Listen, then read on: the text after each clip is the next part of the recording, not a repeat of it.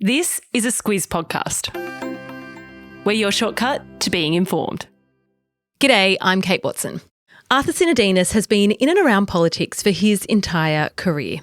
He was Prime Minister John Howard's Chief of Staff, he was a Senator and served as Minister in the Abbott and Turnbull governments. He was then appointed Ambassador to the United States between February 2020 and March 2023, meaning he was US Ambassador for a period during the first Trump administration. So as we sit here digesting the outcome of the US election, but outside of the heat of the moment, it felt like the right time to speak with Arthur about why he thinks America voted the way it did, what a Trump presidency means, what Donald Trump is like in person, why he thinks we're witnessing the greatest reality TV show in history, and his advice on how to handle an administration he describes as transactional. I also mentioned that Arthus Sinodinos was a Chief of Staff. So we talk about some of Trump's appointments. What's the deal with Elon Musk? And someone a lot more low-key but powerful, no doubt. Trump's Chief of Staff, Susie Wiles.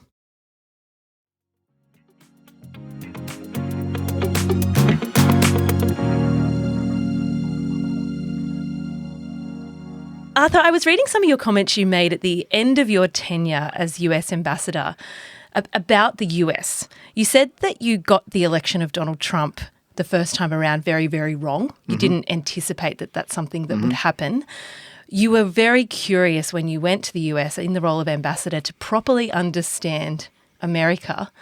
Let's revisit that. And what did you learn about the place? Well, my experience was in 2016 being in the government in Australia, and we were looking at the result. And of course, we were going off the sort of the polls and other stuff in the US and the sort of the way that Hillary Clinton was getting a real boost in terms of the media and everything else. And I think a lot of people missed those silent Trump voters who did come out and vote for him.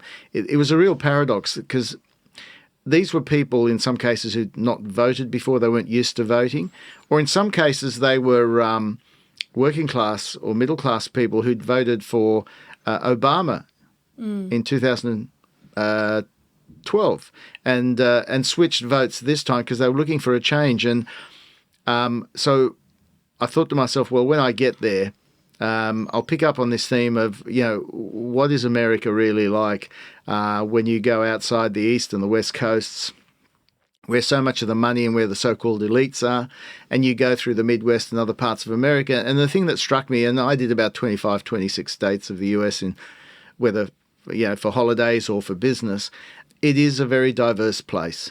And the attitudes you get in the Midwest can be very different to what you find in San Francisco or in New York.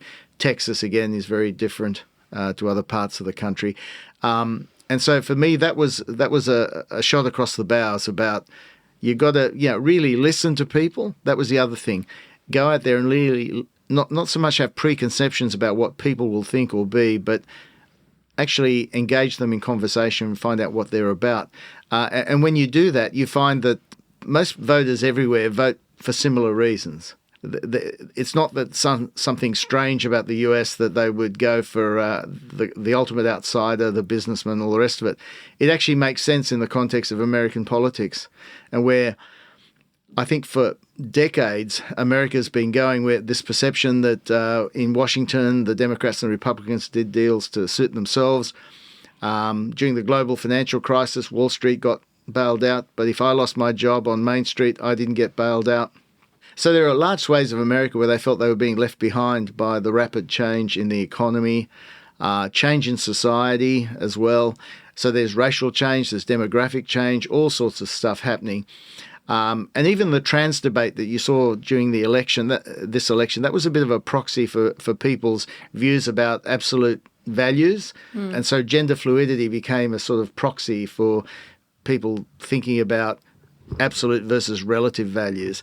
And so there were a lot of reasons why I think there were many Americans who felt that in this election, again, Donald Trump represented the bigger change than going on with Kamala Harris. And Kamala Harris's problem was she didn't differentiate herself enough from Biden, and her vision for the future wasn't really fully fleshed out. That's partly a function of how much time she had or didn't have to do that. But I think, frankly, they were looking for change. And, the electorate's been very volatile. They've had 4 or 5 changes of administration in about 20 years. And in every election, that indicator of is the country going in the right direction or the wrong direction? Again, 70% of people saying the country's going in the wrong direction. Now, that indicator's been like that since about 2004, 2008. Can I pick up? There's a few things to pick up on in there, but explain that how did you describe it? Absolute values and real values? Well, the idea what's the difference there? In the trans debate, the idea that, you're a man or you're a woman, and then this idea that there's gender fluidity and you could potentially have choice or even arbitrage your gender. So to some of these characters in the Midwest and elsewhere, they would just take that as another proxy for how the bedrock values of society are somehow being upended, right? Rather than the actual issue itself. It just represents... The issue in large part becomes a proxy for all of this other... And also there'll be a lot of people who felt they had a certain place in the totem pole, and that place is slipping for whatever reason, whether it's because of new sources of wealth coming along, the competition from China, new groups, Latinos, African Americans becoming more prominent. But interestingly enough, in this election, Trump also got more Latino votes and African American votes than ever before. Part of it was people are socially conservative, like Latinos. Part of it was economic issues, inflation, the cost of living. Now, whether there was an element of sexism as well, the idea of voting for a female president that was possible for some groups. But on the whole, a lot of the result is explainable because of economic factors, cost of living and immigration, etc. The interesting thing, I guess, is that this is not the first time this has happened. So Trump has been elected before. Yeah. And your point that you made early on around, I guess, elitism and the revolt against that. The Democrats didn't learn the lessons, and we're just sort of having a similar conversation again, it seems. Well, I think what happened is with 2020, when Biden defeated Trump, I think the Democrats thought, normalcy had been restored. They'd found the formula, they'd put a stake through the vampire, and that was it. And so it was probably not a time when they reflected very much about their policies and programs and how they might relate to how particularly working class and middle class voters are feeling. They thought they had a policy to appeal to them because there's now a bipartisan agreement around tariffs and trade. In other words, they're all more protectionist. And in fact, Biden touted his foreign policy for the middle class, which is essentially a version of what Trump was doing as well. So they thought they were addressing some of the issues. And Biden himself did detach part of that non-college white vote from Trump, which helped him get over the line. He was the only one who could beat Trump. That was why he got the job. That's why he got the nomination. But I don't know that when he came in, there was then this issue that he was torn between the moderates and the progressives. And there was a view that in some quarters he gave too much to the progressives in terms of how the government operated, that they went too far with spending, that exacerbated the inflationary pressures already in the economy from the spending in the Trump era. And also that there was so much emphasis on political correctness, wokeness in inverted commas, that they failed to see how that might play in middle America. Yeah, and I guess the interesting point being that the assumption was Trump was an anomaly the first time and that we would never return to that. And exactly. I kind of want to focus a little bit and ask you about a lot of, if you entered my group chats, I'm a 36-year-old woman, I have all these group chats with other women, and when Trump was elected, there is this just collective, how has America elected this guy?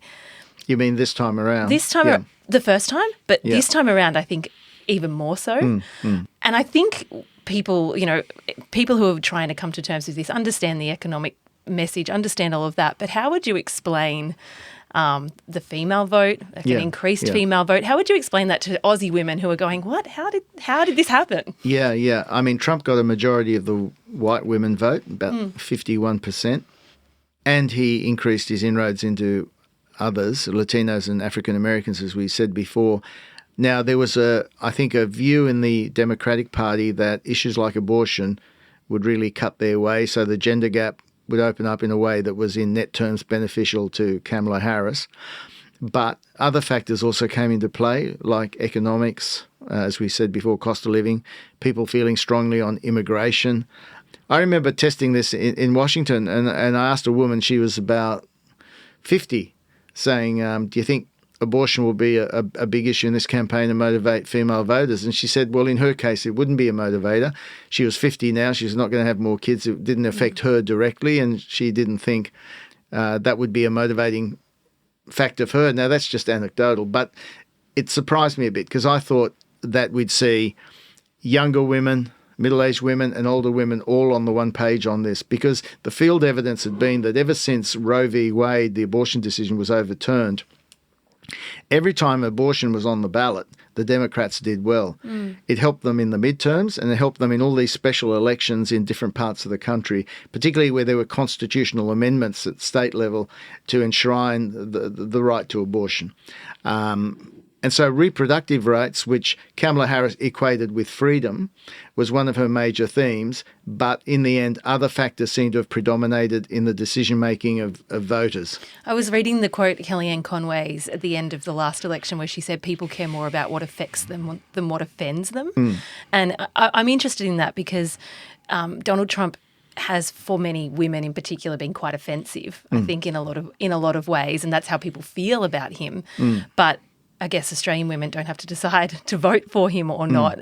So looking from the outside in, it's easy to say, well, goodness, aren't you offended by this person? Why did you vote for him? But they still did. And I guess what you're kind of saying is, like, to your point, field evidence is that women shouldn't have voted for him, but in fact they did. And it probably comes down to the fact that some of the issues that people thought were important to women ended up not being as important as others. Yeah, because of the number of things that were going on. And you're right, he evokes strong feelings. I mean, there's a school of thought with politicians that their private behaviour can be an indicator of their likely public behaviour or actions, except that what seems to happen with some politicians, and maybe Trump falls in this category, that people see them as an instrument for getting X or Y done. And therefore, in a sense, the ends justify the means. So if you're an evangelical, even though you may object to his moral persona, if you like, or morals, if he's going to stack the Supreme Court and get you decisions that you want, is that a transaction you're prepared to make? And the field evidence in the US is that people have been prepared to make that sort of transaction. And in the case of people more broadly, if 70% feel the country was going in the wrong direction and they were looking for a change, who was going to be the change agent? Was it Kamala, who was seen as a continuation of the Biden administration, or was it going to be Donald Trump? And he presented as the change candidate. It's almost as if there are many people in the US who just want to break the china, right, the furniture and everything else, and then reconstitute it from there. My final question on the women front, you alluded to this. The blunt question people are asking is America just not ready for a female leader? How much of America do you think, it's a very sweeping, question, but how much of that is true? How much are there just men that will never want to see a woman lead America or lead any country for that matter? I suspect in theory or in practice it's less than people think, but I think there's a theory that goes around the US that the next president who is a female will be a conservative female. Just when we have Trump, this is it. This is the scenario. So moving into what we might expect, it's very obvious that he wants to move quite quickly. I think we've sort of seen that happen already. I mean, this appointment of Elon Musk to this government efficiency board, and he's given them a deadline. So what is the deadline? 4th of July, 2026. Yeah. So this is all about. For the birthday of America. Well, of course, yes. That would be deliberate and very poetic and symbolic, of course. But the idea being that he's going to clear out the public service, so attack the bureaucracy first and foremost, make it more efficient. What else would you expect him to move quite quickly on? I think tariffs. He believes in tariffs. He has a view that tariffs are a bit like a free lunch. They're paid for by foreigners, not by your own consumers or industries. And he has a real bee in his bonnet that the first China deal on trade that he did in his administration didn't work out. Robert Lighthizer, who's likely to be the US trade rep again, very strongly of the view that China's distorted the trade system, so we need to take away their special concessions under the World Trade System. So he will take the fight to China on tariffs, and basically he's saying he'll have a 10% or so tariff all round. Now, whether we get an exemption or not, we'll see. But the point is, he's arguing he'll have tariffs all round and a particularly high tariff for China. That is a priority. Moving on immigration is a priority. So he's just appointed this guy as the borders are, a guy called Homan, and his job is effectively to start deporting people and all that other stuff. And so between immigration and tariffs, you'll see a lot of action on that front. Where possible with the Congress, he will try to deregulate, particularly when it comes to oil and gas, double down on oil and gas production, which could have an anti-inflationary effect, possibly counteracting some of the impact of tariffs on costs and inflation. He wants to go on with the tax cuts that he initiated when he was last in office. They expire at the end of 2025. Now, I don't know whether Elon Musk and his compatriots on this Department of Government Efficiency will be able to find enough savings to fund that. I doubt it, in which case you'll have unfunded tax cuts which add to the deficit and debt and potentially inflation. A lot of volatility to come. There's also a view that he wants to crack down on big tech. J.D. Vance is a disciple of Peter Thiel and others in Silicon Valley who are very libertarian. They believe that big tech moderates content in a way that stifles free speech. That's part of the shtick of Elon Musk around his buying Twitter and converting it into X and let free speech reign supreme. So watch out for what he might do with big tech. That'll be quite interesting. You mentioned Elon Musk. I just want to ask you about Elon Musk a little bit. It's becoming more and more apparent just how close they are. And I think, we sort of had a hint. It's happened quite quickly. We sort of saw it 6 months ago and then it's just grown and grown and grown. What do you make of all of that? It's a very transactional relationship. Musk put, $150 million into his campaign. I mean, to be fair to Musk, I think he genuinely believes in some of the objectives that Trump has got. But Musk also has his own objectives. And he's, I think, got a view about the role of government. He's got a view about the government potentially helping him to get to Mars, right? He's broken the model of... Which sounds... it sounds out of this world, which in fact is. He's convinced that we need a second planet to live on. He's convinced also that, the population on Earth is declining, and he's got a whole series of views. But the point here is that through Trump, I think he wants to see government more efficient, more effective, because he's shown how you can break the model of how government does things in the space sector, right? He's really privatized the space sector. So if you take somewhere like the Pentagon and all the inefficiencies at the Pentagon, if he's let loose on that, I mean, in net terms, there may be some benefits from that. If we get better, faster procurement practices, speed to market for innovation. In fact, we should get Musk to have a good look at AUKUS and work out whether there's better ways to get AUKUS done so we can happen more quickly. So look, constructively channeled, all of this can be good, but if it just becomes a mass exercise in just trying to cut numbers and all the rest of it without being strategic about what you need to keep and what can go, right?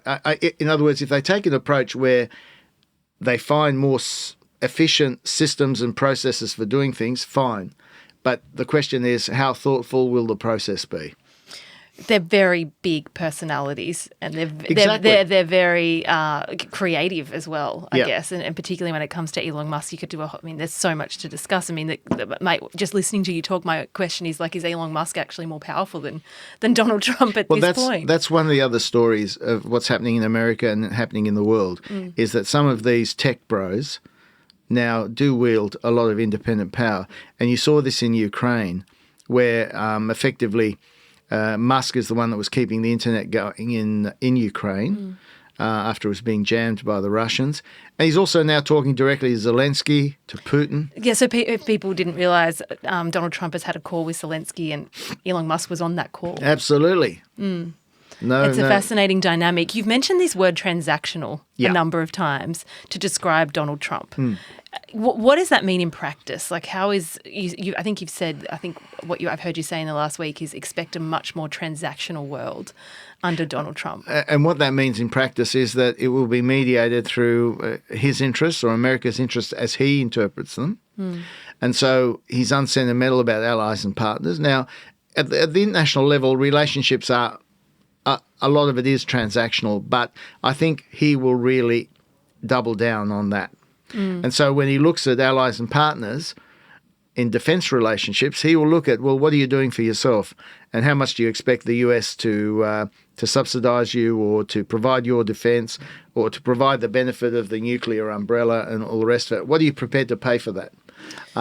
It's really then harking back to this idea that America first. Americans have been ripped off by the rest of the world in trade, in providing security, all the obligations of empire, and that's been at the expense of dealing with trouble. I mean, it's very simple, of dealing with issues at home. Of course, the flip side of that is America's security is intimately tied up in its role in the world, in its alliances and partnerships. So it's not so much a case of us saying to the US, we need you. It's really you need us, because we are Australia, Japan, and others in this region. We'll talk about Europe later maybe. What we do together is important for the security of all of us, and it is clearly important to American security. So you were the US ambassador. You had a period of time where Donald Trump was president. But regardless of that, if you are dealing with a more transactional type of person, how do you advise on how to do that? Well, I think you advise that, look at his objectives, understand where he's coming from, and pitch what you do in that context. So that sales. Well, basically, exactly. Know your customer. Yeah. And work out where they're coming from, and give them a proposition where, as they object to this or that, you keep stripping it away until they're left with yes. All they can say is yes. It's analogous to that, really. And it's as basic as that. Look, this guy's a deal maker. This is how he thinks. So we have to have a similar approach. So talking in glowing terms about the global rules-based order, abstract principles around this or that, you've got to distill that into practicalities. And that's how he is and how he thinks. And it's been part of his appeal to the American people that he's this outsider, this businessman who's been successful in his own right, allegedly, and therefore knows how to get things done and speaks to them in a way that they relate to.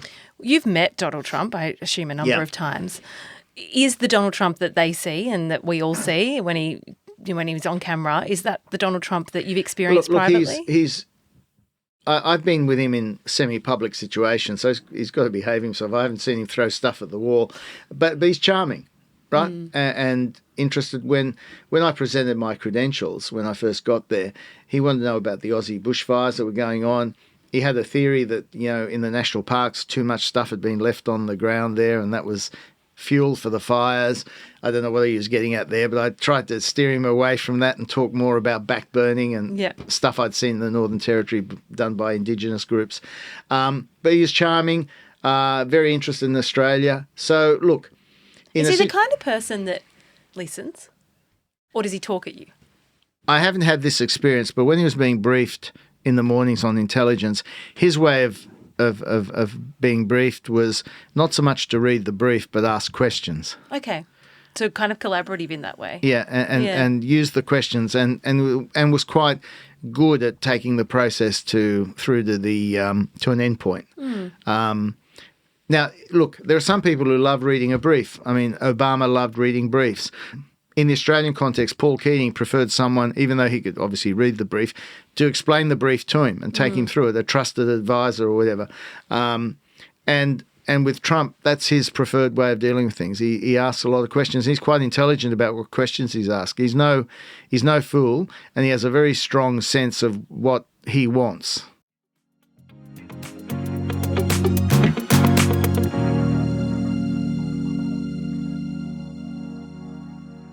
So just turning our attention now to what it means for Australia, I think I'm not alone in this. Growing up, I think it's, the influence of American culture and television on all of us, we kind of thought I certainly thought that America and Australia culturally were fairly similar, but the more I learn about, the world, American politics, Australian politics, it actually seems that we can be very, very different. Where are we different and where are we the same when it comes to the way we vote and the way we interact with our politicians, I guess, is probably the easiest way to ask you that question. Yeah, it's a good question, though. On the political side, because we have compulsory voting, preferential voting and independent electorate commissions, our political sphere is more likely to be around the centre. In America, you have to push people's buttons and get various people to come out and vote. And that potentially means it can be very issue-based in that sense. And I think in the Australian context, because we're more sort of centrist in our politics overall, the possibility of Trumpian figures is not as likely. Now, some people talk about Peter Dutton being quite conservative and all the rest of it, and he is. But he's also quite pragmatic, right?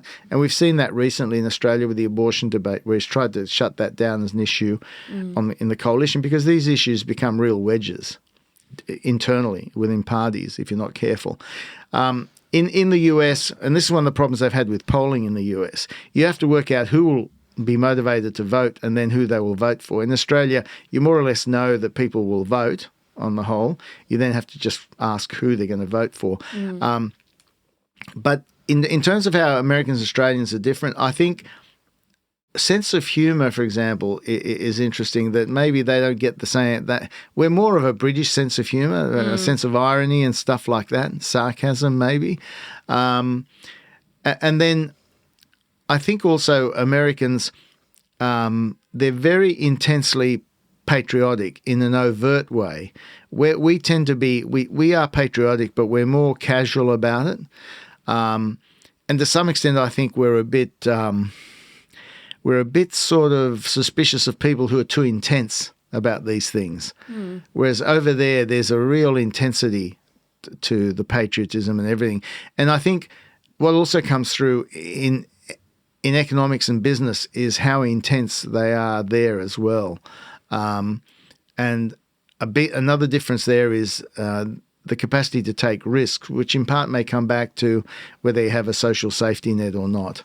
And so with that, and with what you know about America and what you know about Australia, what are the lessons, I guess, in an upcoming federal election that you think are relevant, in fact, and the ones that we're talking about that might not be as relevant as people might say? Well, I think the economy, stupid, is relevant. Yeah. Very relevant in terms of inflation, the cost of living. Immigration issues played out a certain way there. They're playing out differently here. I mean, Australia's problem is not that there's been a sudden upsurge of boat people or whatever. It's more that the level's been held at a high level for a long time, and that's seen as exacerbating other pressures, demand pressures here home. But again, there is a link also between immigration and housing and stuff like that, and that was a bit of an issue in the US as well. So there are those sorts of commonalities.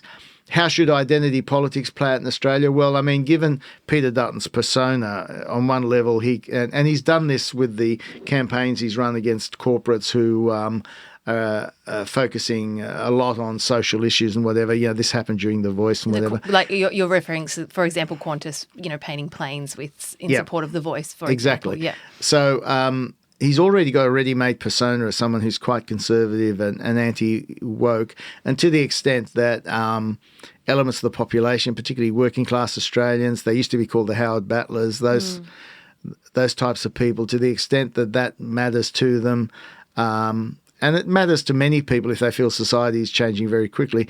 I mean, that will also play into his corner. But the lesson of any politics, American or Australian, is that governments tend to lose rather than oppositions win. So a lot depends on not just the conditions more broadly, but how the government itself is performing in those conditions. So what do you think the Labor Party and Anthony Albanese are thinking about how to take some lessons from what's happened in the US? I think it'll make them more cautious about doing anything that they think could be attacked as being a bit too left. I think they'll try and hew more towards the centre. The most likely scenario out of the next election is that we get a minority Labor government. Peter Dutton needs a swing of about 6% to win. At the moment, he's got a swing of about 3%, I think. And so you get a Labor government reliant for support on the Teals and the Greens. At the same time, you've had the US go in the Trump direction. That potentially opens up some tensions, not so much at the government-to-government level, but say within the broader left in Australia, they'll be less inclined to be supportive of the US because of Trump. The soft power of the US takes a bit of a hit in that context. Now, how that complicates policy making, we'll wait and see. But this is the challenge we've got at the moment. And of course, always the caveat that who we vote for is our choice. It's not whether we want to vote for someone or other because we think they'll get on better with Trump. Well, I've kind of buried the lead and not asking you about Kevin Rudd as yet, so I better do that. And I think that's sort of a key part of this conversation. Sure. I'm interested in your view. I'm finding the media coverage of Kevin Rudd a little obsessive at the moment. The moment. However, I could be incorrect in saying that because, and I'm interested, I guess the question for you is, does who our ambassador is and the nuance around what Kevin Rudd might have said or not, what he said about Donald Trump, does it warrant this much attention? And if so, why? It's a good question. I mean, the first thing is that the primary relationship is between the Prime Minister and the President. And that's got to be a good relationship. And Anthony Albanese will have an opportunity to try and cement that relationship in person when they meet. I wrote an article for The Guardian before the election saying if Trump's elected, Albanese should look to go to Washington sooner rather than later and just have a sit down to talk not just about domestic bilateral issues, but also about how we see the security and economic architecture in the region and why all the groupings in the region that America is part of are so central to America's own security. And I still stand by that. I think that Albanese should do that sooner rather than later. That also gives him an opportunity to clear the air potentially over the ambassador. I mean, ambassadors are important in helping with the day-to-day relationship between the two countries. But as I said, the primary relationship is between the President and the Prime Minister. And if the Prime Minister says to the President, look, this guy, Rudd's got my confidence. He's been developing good relationships with people in the Congress and elsewhere. We think he can work effectively with you guys. Yes, he said these things in the past, but, you know. Didn't we all? Didn't we all? Exactly. And move on from there. And look, at the end of the day, how much will President Trump really care? That's kind of my question to you. Yeah. In the end, he doesn't really care. He basically didn't. When he was asked, he kind of didn't even know. Yeah, exactly. Yeah. Now, there's no doubt that the issue's been stirred up. It's been stirred up in the media in Australia. And as you say, a bit obsessive because there's a large part of the media, including News Corp, which have gone after this issue because there's history between all these characters from the past. And so, yeah, to some extent it's been built up. But then to the extent that the Trump advisors pick up on it, that does become awkward. And then, as I said before, it does mean at some stage maybe Albo's got to then say, well, look, he's our man. He's doing a good job from our perspective in representing us there and et cetera. And in the end, Mr. President, what matters is you and me and our relationship. Well, I mean, and yes, what you're saying is true, that the President and the Prime Minister's relationship is the most important. And then who is the most important relationship for the ambassador? Like who, when you were ambassador, like who are the people that you need to have a relationship with? In a funny way, it was all of the above. If you had to get to the President on something, that's important. But rarely was that the case. It'd be more likely that it'd be the Prime Minister and the President talking. So for me, it was senior people in the White House, the Chief of Staff, Deputy Chief of Staff, people like that.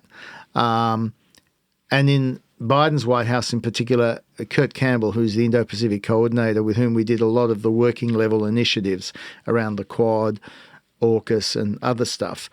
So for me, a lot of it was those senior bureaucratic relationships.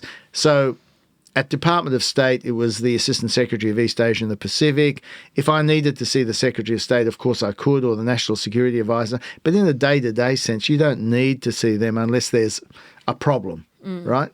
Now, obviously, you'll see people socially and grab. I was going to say, how much of it is formal meetings and how much of it is hanging around Washington doing in Washington, a lot of it is hanging around. Yeah. The meetings are all there and there's lots of them, but there's lots of engagements that happen socially where influencers, political figures and others are all mixing, and they're good opportunities to drop a word in someone's ear. And a lot of those incidental conversations can be quite productive. You pick up on something someone has said, and then you follow up, and it turns out you can do something useful together.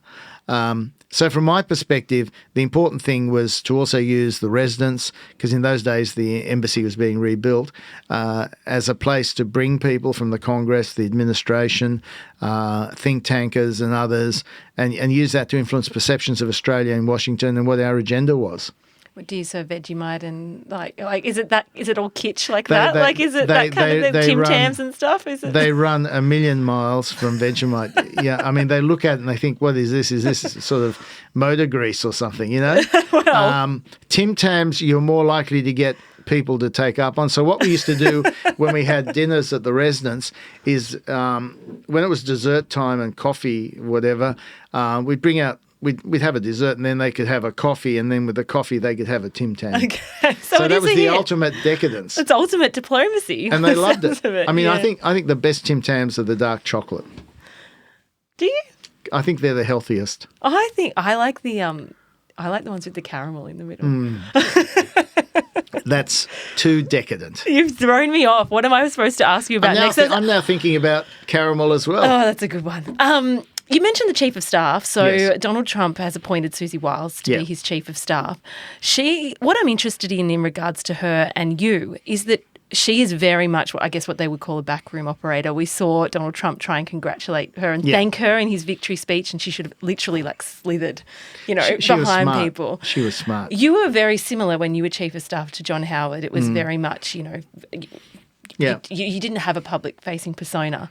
Do you think, talk to me about why that's smart and how this is going to play for her and why. Well, I don't know if you have any experience with her. But. I mean, I thought it was interesting that she didn't want to say anything, but I think it was a good sign in a way that she was saying to the public there and to the president that I'm there to implement your agenda. I've got your back.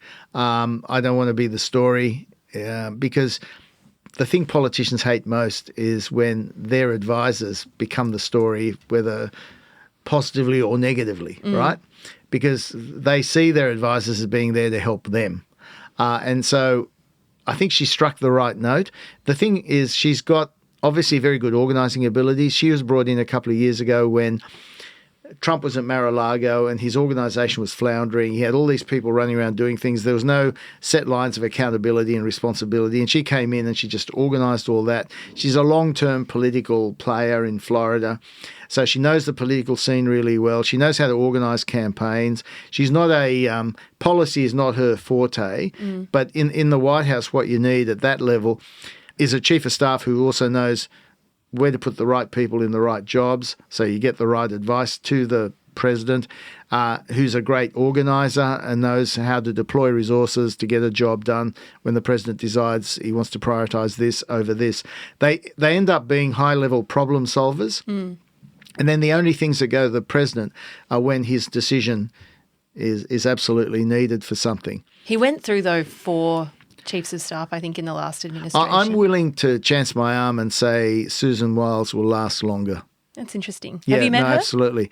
No. I'm keen to meet her though because I think she's really going to be interesting, and how she has understood to handle the president is a pretty impressive attribute. With ambassadorships, does someone like Kevin Rudd give you a call and say, like, you've done this under Donald Trump before? So can you give me a hand? Or what happened when he was selected? He was coming through Washington, and we sat down and had dinner.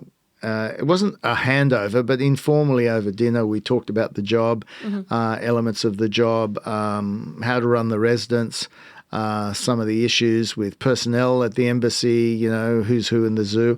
So yeah, it was not a formal handover, but it was an informal way to go through all this. But this is quite unique because you've got an ambassador who's already worked under a certain president. Yeah, and now again, like that. That's, I don't know if that would have happened before. You mean what? Where you've been ambassador under a president and then. Yeah. Well, I mean, it would have, but not in the same way where there's been the break, I guess. Yeah. But I mean, that night we didn't talk much about Trump per se. No, And it wasn't so much about the politics of the US, it was more about how to run the embassy. Like, does the dishwasher work and all which that tap? sort of stuff. Yeah, that's right, exactly. And so there was that preparation. When I came to Washington in February 2020, I'd seen Joe Hockey in Sydney in 2019 when I'd been announced, and we talked about the job. And then when I came to Washington, Joe left me a letter in the desk there at the residence, just talking about the job and watch out for DFAT and all this sort of stuff. And so it was good. We had a good handover. I want to ask you, my final question to you is, you said, so I think you said it recently actually, something about the job in your time as ambassador, where you said there are some days in Washington where you feel like you've just got to put on a clown suit and go to work because you're just part of a big, great show. It's the greatest show on earth. When you think about the Trump comeback, the assassination attempt, I guess the Joe Biden debate, and then the stepping aside, it's a hard story to even make up, isn't it? Look, what it is it's the biggest reality TV show in the world now. That's what it is. And I'll give you part of the reason for that is in picking people for jobs, Trump asked for folders where he could see their photo, see what they had done, commentary they'd made. He was checking people out for how smart they were, how photogenic, telegenic they were, and how loyal they were. Loyalty above all, but the other elements as well. He wanted people that looked good. So when he picked J.D. Vance, he was impressed by J.D. Vance's intellect, but he said, gee, this is the handsomest guy I've ever met. Politics is relative, isn't it? It surprised me, but and of course by then J.D. Vance had shown how loyal he was to the Trump agenda. So there's a very telegenic element to all of this, televisual element to all of this. And the reason I call it a reality show is you've now got Matt Gaetz to be Attorney General, who was under fire judicially at various stages. You've got Tulsi Gabbard, who was the Samoan American congresswoman, and she's a big character in her own right. She's now Director of National Intelligence. You've got a former Fox News host as Secretary of Defense, which has sent the Pentagon into a bit of a tailspin, etc. I mean, Rubio and Mike Waltz, who are the other two senior security positions, more like what you'd expect. And so he's going out there and he is finding loyalists and people who can go on television and argue his case. That is the central criterion for this. We sort of laugh about it, but I guess, are you saying that's a good thing or not a good thing, or we'll just wait and see? I think what it is to some extent when dealing with an administration like this, it's not whether you think it's good or bad, is, okay, given what we face, how do we make the best job of dealing with them? And how do we understand where they're coming from and what will be the best way to get through to them? Pragmatist, aren't you? Well, you have to be, because at the end of the day, no moral judgments. We're working on behalf of Australia to get Australia's case across to the US, and that's, you have to be pragmatic and you have to be practical. Arthus Sinodinos, thank you. Thank you.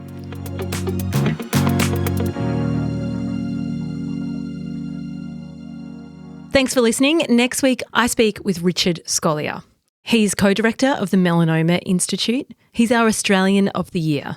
And he's also someone who's just written a book about his own struggles with cancer. If you enjoy these interviews, let a mate know. Share it on your socials. We are your shortcut to being informed.